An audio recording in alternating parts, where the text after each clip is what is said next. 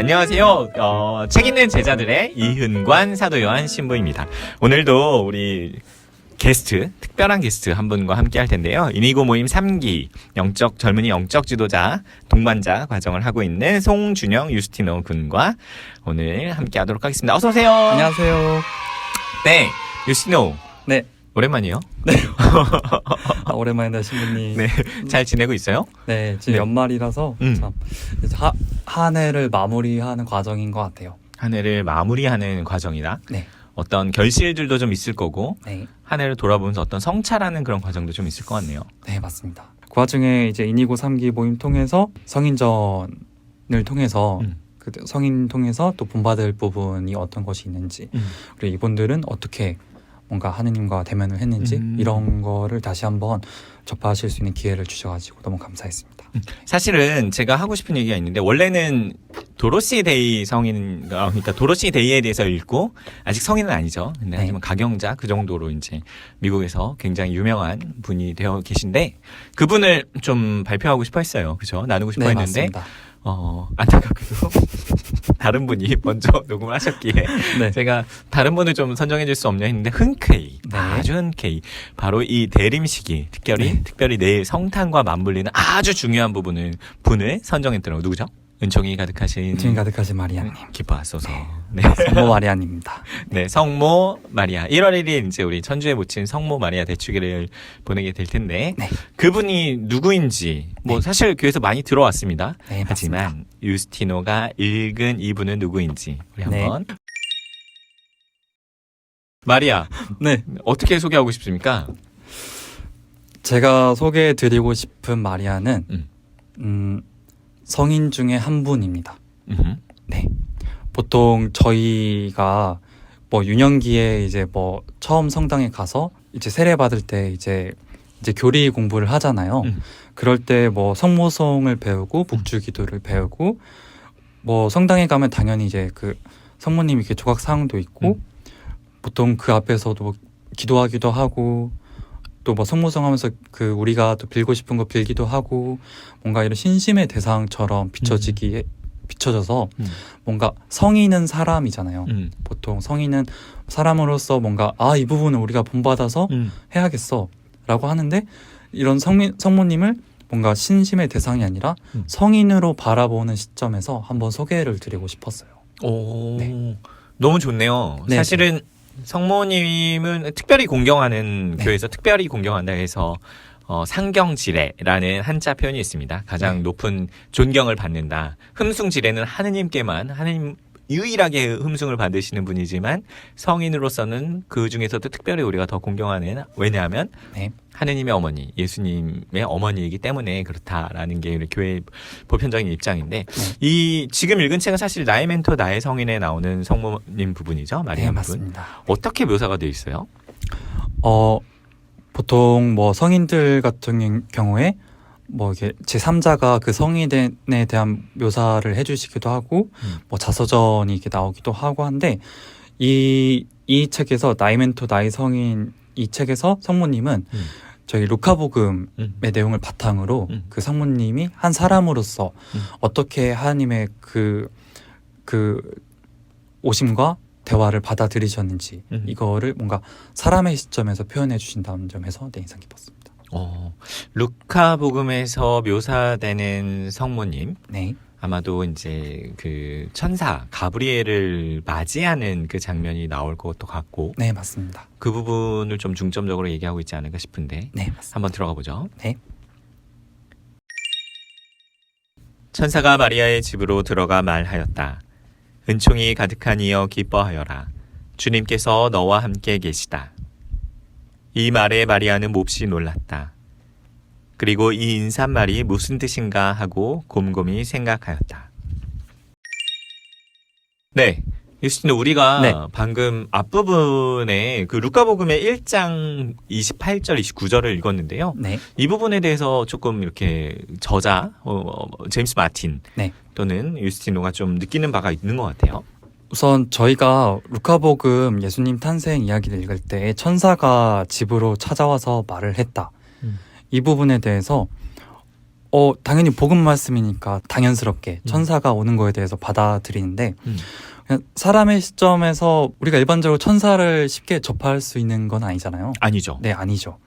그래서 저자도 그거에 대한 생각을 좀 풀어서 썼어요. 네. 이 천사가 실제로 이제 예수님 탄생하실 때 천사가 나타났을 수도 있다. 하지만 뭔가 그만큼 강렬한 하나님 오심을 느꼈기 때문에 그걸 천사로 표현했을 수도 있고, 네. 아니면은 진짜 천사가 오는 수준의 뭔가 그런 역사가 있을 수도 있다. 이렇게 표현을 하셨는데 가장 중요한 것은 그만큼 우리가 이것을 신앙적으로 하나님의 역사하심을 통해서 성모님이 예수님을 또 맞이하는 그 일이 있었다는 거를 믿는 것이 중요하다라는 것을 좀 많이 말씀해 주셨던 것 같아요. 네. 그러니까 인격적으로 이렇게 드러나는 장면일 수도 있고 네. 어떤 하느님의 큰 힘을 성모 마리아가 어린 나이에 네. 큰 체험을 한 것을 이렇게 좀 풀어내서 저자가 묘사한 것일 수도 있겠다. 네. 새로운 해석이고 재미도 있는 것 같아요. 이게 제가 여기서 더 말씀드리고 싶은 거는 천사가 와가지고 은총이 가득하신 이여 기뻐하여라. 네. 그 주님께서 함께 계시다라고 말씀을 해주시는데 저자는 하느님께서는 항상 먼저 우리에게 예기치 못한 방식으로 접근을 하신다고 저자는 말을 하고 있습니다. 네.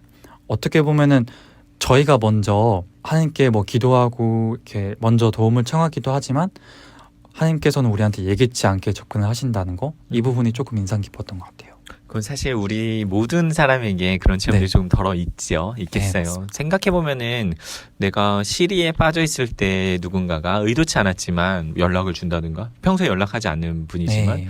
특별히 안부를 묻는다는 그럴 때 굉장히 우리가 좀 위로받는 체험을 하잖아요. 네. 그런 것도 좀 떠오르는 것 같기도 하고 하느님의 역사 이렇게 활동 하느님이 우리를 돌보는 방식은 좀 다양한 우리가 기대하지 않은 방식에서도 많이 일어난다. 그런 네. 걸 좀 간접적으로 보여주는 것 같기도 하네요. 네. 조금 더 읽어보도록 하죠. 네. 천사가 다시 마리아에게 말하였다. 두려워하지 마라 마리아야. 너는 하느님의 총애를 받았다. 보라 이제 내가 잉태하여 아들을 낳을 터이니 그 이름을 예수라 하여라. 마리아가 천사에게 저는 남자를 알지 못하는데 어떻게 그런 일이 있을 수 있겠습니까? 하고 말하자 내 친척 엘리사벳을 보아라. 그 늙은 나이에도 아들을 잉태하였다. 아이를 못 낳는 여자라고 불리던 그가 임신한 지 6달이 되었다. 하느님께는 불가능한 일이 없다. 유신호, 제가 들을 때는 네. 어떤 일종의 문답 구조처럼 느껴져요. 네. 대화의 형식이네요. 그 천사가 여기선 좀 더 인격적인 그런 만남이 이루어지는 것 같기도 하네요. 네, 맞습니다. 이 부분에 대해서 예전에는 이 루카복음을 읽을 때 천사가 마리아한테 기뻐하여라. 이제 예수님을 잉태할 것이다 했을 때 성모님이 알겠습니다 하고 뭔가 그러려니 좀 받아들이는 그런 내용인 줄 알았어요. 근데 이제 저자가 이 복음 말씀에서 또 강조를 하시는 게 아까 신부님께서 문답 구조로 이렇게 좀 대화가 인격적으로 오고 갔다는 것. 거기에 마리아의 뭔가 고뇌 같은 것도 좀 이 문답 안에 있는 것 같이 맞아요. 느껴졌어요. 처음에는 질문을 하잖아요. 네, 맞아요. 어떻게 그런 일이 일어날 수 있겠습니까? 네. 저는 사실은 남자친구가 없는데. 네, 맞아요. 우선 천사가 얘기를 했을 때 마리아가 엄청 놀랬어요. 예기치 못한 방식으로 하느님이 나한테 그 말을 건넨다고 생각했을 때 우리가 이거를 그래요? 하고 받아들일 수 있을 것인가? 자연스럽지 않은 상황일 네, 거다. 맞아요. 네. 우선 그 부분에 대해서 진짜 보통 사람처럼 일단 느껴졌다는 게 있었고 그 마리아가 그 아기를 잉태할 것이다 라고 했을 때 이거를 인간적으로 우리가 납득이 가능할 건가? 하고 속으로 엄청 고뇌를 했을 것 같아요. 네. 당연히 그랬겠죠. 네. 보통 사람이라면 내가 남자를 사귀어본 적도 없는데 뭔가 갑자기 아기가 생긴대. 이러면 두렵기도 하고 무섭기도 하고 그리고 나 혼자 어떻게 감당하지? 싶을 거고 그리고 주변 시선도 있잖아요. 네. 뭐 당연히 옛날 이스라엘이야 더 보수적일 것 같다고 생각이 되면 과연 주변에서 가족들이 자기를 어떻게 바라볼 것이며 친척들은 어떻게 나를 대할 것이며 이런 고민들이 복합적으로 들 것 같아요. 처음에 이제 들었을 때. 그래서 어떻게 내가 이런 일이 나한테 있을 수 있겠느냐라고 질문을 하는 것 같아요. 네. 저도 그렇게 들리는데요. 네. 사실은 너무나 당연한 질문이죠. 네, 맞아요. 네. 뭐 아주 엄청난 일을 지금 겪게 될 거라는 그 예언 앞에서 네, 네. 그게 어떻게 일어나느냐 나는 너무 그 당황스럽습니다라는 네. 솔직한 고백을 하는 한 인간, 한 젊은이의 네, 그 맞습니다. 표현이 저는 사실 굉장히 인상적으로 들리기도 합니다. 네. 그러면 방금 얘기한 진짜 마리아가 대답하는 장면을 이제 한번 들어보도록 합시다. 네. 마리아가 말하였다. 보십시오, 저는 주님의 종입니다. 말씀하신 대로 저에게 이루어지기를 바랍니다. 그러자 천사는 마리아에게서 떠나갔다. 네, 유스티노 바로 이 부분인 것 같아요. 이 부분 사실 한 소녀가 네. 거대한 예언에 이제 긍정적인 대답을 하는 거죠. 네, 맞아요. 네. 뭐 우리 교회 용어로 피아트라고 하는데 그대로 제게 이루어지소서라는 뭐 기도죠, 일종의. 네. 아멘 같은 기도인 것 같은데 어떻게 이 대답을 할 수 있었을까? 네. 저자는 뭐라 하나요? 마리아께서 말씀하신 대로 저에게 이루어지기를 바랍니다라고 응답하기 전에 그 앞에 부분을 추가로 더 말씀을 드려야 될 것 같은데요. 천사가 마리아한테 대답을 먼저 하거든요. 설명을 먼저 하거든요. 마리아가 어떻게 이런 일이 나한테 있을 수 있겠습니까? 라고 했을 때 이때 천사가 이렇게 말해요. 네 친척 엘리사벳은 뭐하라. 네, 아주 좀 나이가 지긋하신데도 불구하고 아이를 가졌다. 하느님께서는 뭐든지 다 가능하시다. 라는 것을 먼저 보여주셨기 때문에 마리아가 이렇게 응답할 수 있었다라는 게 저자의 모델을 하나 제시하는 거군요. 네, 맞아요. 뭔가 이해 가능한 모델을 네, 맞아요. 처음에는 의심 혹은 의심이라기보다는 당황스러움이었는데 네, 천사가 네. 좀 친절하네요. 네, 맞아요. 네. 친절하게 그래 놀라는 건 당연해. 네. 하지만 이러이러한 경우도 있잖아. 네. 한번 믿어볼래? 네. 뭐 이런 정도의 뉘앙스가 아닌가 싶은데. 네, 맞습니다. 저자가 추가적으로 더 덧붙인 부분이 탈출기에서 하느님이 모세한테 한 이야기를 너는 내 얼굴을 볼 수 없을 거다라고 얘기를 하거든요. 네. 그런데 대신 내가 지나간 등은 볼 수 있을 거다라고 말을 해요. 하나님이 이제 등을 보인다는 게 활동을 하고 계시고 지나간 흔적을 볼 수 있다는 걸 의미를 한다. 저자가 이거를 같이 언급을 하거든요. 네.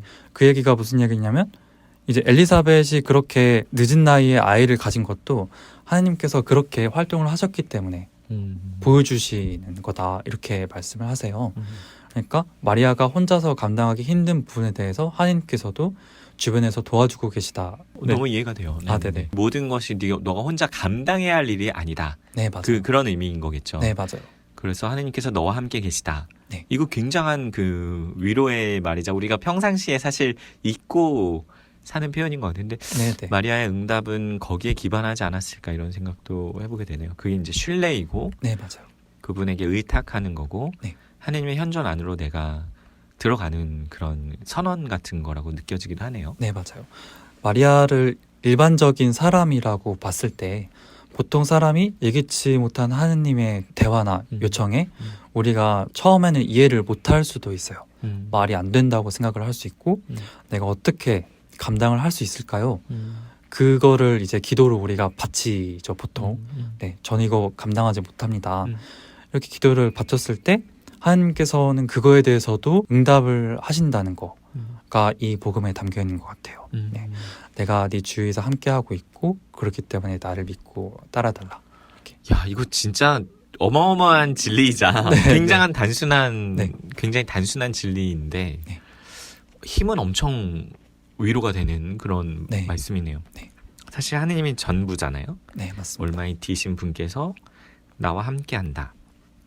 그거를 의식할 수 있도록 이제 구하로 말로써 이렇게 들려주시는 내용이죠. 천사를 통해서. 네.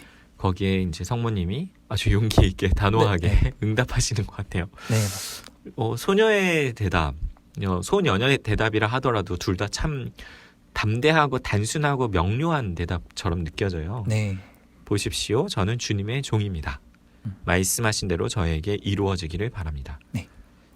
저는 이런 대답 너무 멋지기도 하고 어떻게 이런 표현이 가능할까 이런 생각 가끔 네, 해보는데 맞아요. 네. 어떻게 생각해요, 이스틴? 이거에 대해서 저도 책 읽으면서 중간중간에 곰곰이 생각을 해봤는데 마리아처럼. 네, 맞아요.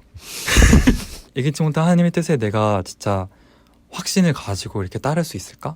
라는 거에 대해서 그럴 때마다 천사를 통해서 그 하나님이 보여주신 것처럼 내가 당장 하나님이 나와 함께 계속 계시면서 그런 걸 인식하지 못한다고 하더라도 주위에서 나를 위해서 계속 활동하신다는 거를 내가 알면은 이렇게 말씀을 할 수 있지 않을까요?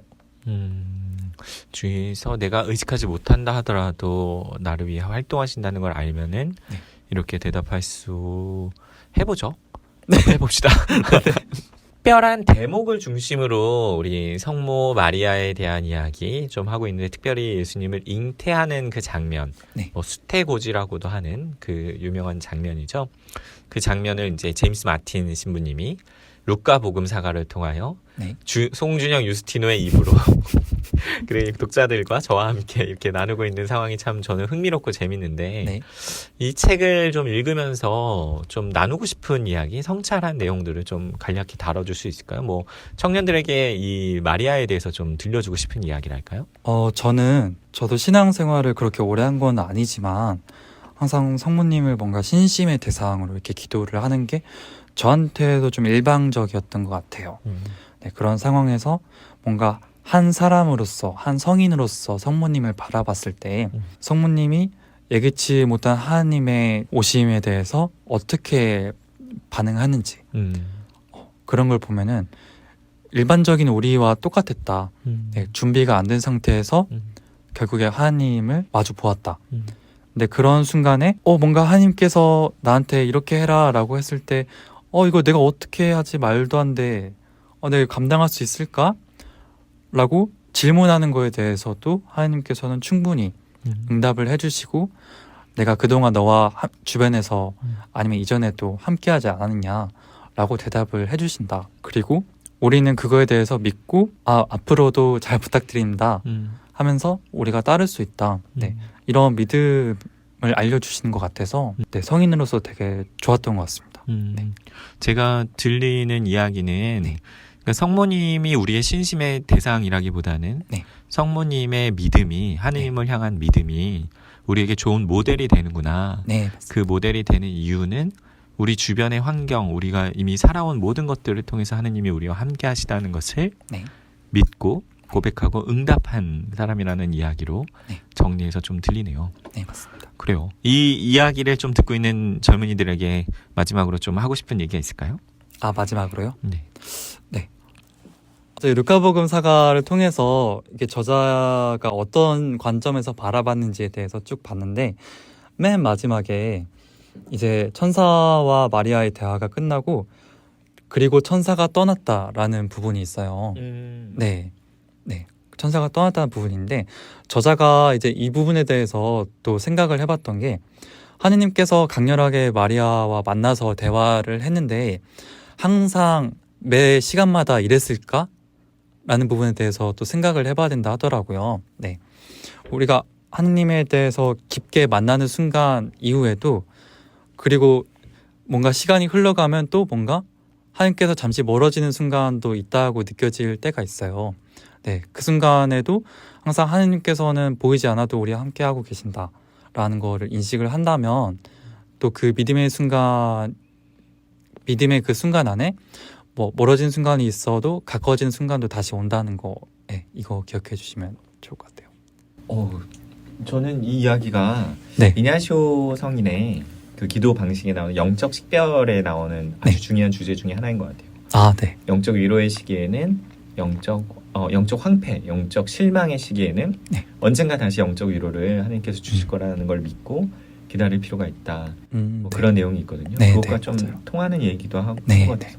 우리가 많은 성인들 접하고 책을 읽는데 성모님에 대해서 깊게 우리가 좀 본보기를 삼고자 하는 부분이 책 같은 게 사실 많이 없잖아요. 네, 성모님이 진짜 오래되신 분이시기도 하고 복음에서만 보기도 하고 한번 이렇게 성모님에 대해서 이 누가복음 사가를 통해서 한번 이런 식으로 우리가 하느님에 대한 믿음을 더 키워나갈 수 있겠구나 그렇게 한번 바라보아도 좋을 것 같다는 생각이 들었습니다.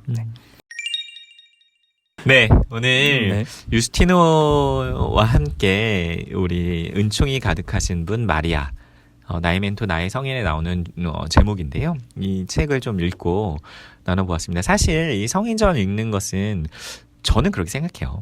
이 젊은이들에게, 이 시대를 사는 젊은이들에게 우리가 이 사람이 여러분의 모델이에요 이렇게 얘기하는 것보다는 나는 이분이 모델의 우리의 삶의 어떤 좋은 표양을 보여주는 것 같아요 라고 소개할 수 네. 있지 않을까? 맞습니다. 라는 의도로 지금 하고 있는데, 사실 제가 다 읽지 않았어요. 제가 혼자 읽은 게 아니라 지금 여러 청년들이랑 같이 여러 책을 읽고 같이 나누는데, 보면은 저가 느낀 거랑 또 다른 관점에서 굉장히 풍요롭게 이 교회 성인들, 뭐 예수님에 대한 이야기를 조금 자유롭게 하는 것 같아서 저도 좀 기쁘고, 여러분 초대합니다. 이니고로 초대합니다. 오세요. 네, 여러분 다음 시간에 또 다른 성인으로 우리 만나요. 안녕. 안녕. 안녕.